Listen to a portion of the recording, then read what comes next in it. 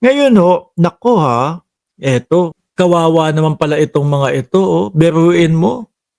Oh, patay na nga, nalunod pa, double dead. Saan daw po?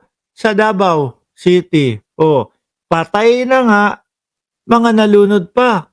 Naku po, kawawa. Akala ko ba napakaganda ng Davao? Akala ko ba yung sinasabi sa Davao napakalinis? Ano? Ako kung magsasalita ho ako ng napakalinis ho mga bossing na bansa, eh, ang pinakasasabihin ko ho siguro diyan mga kababayan, Singapore. Mhm.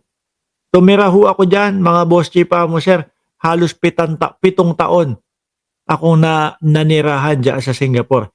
Napakalinis, walang korapsyon, walang mga masasamang loob, at walang kung ano-ano. Yung Davao mga boss sinasabi nila panahon ng eleksyon nung 2015 para sa 2016 na eleksyon sinasabi nila, Davao ang pinakamaganda.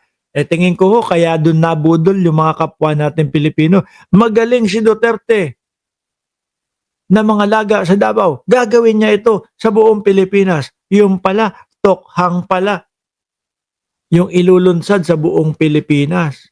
Ngayon ho, naku ha, eto, kawawa naman pala itong mga ito oh, biruin mo.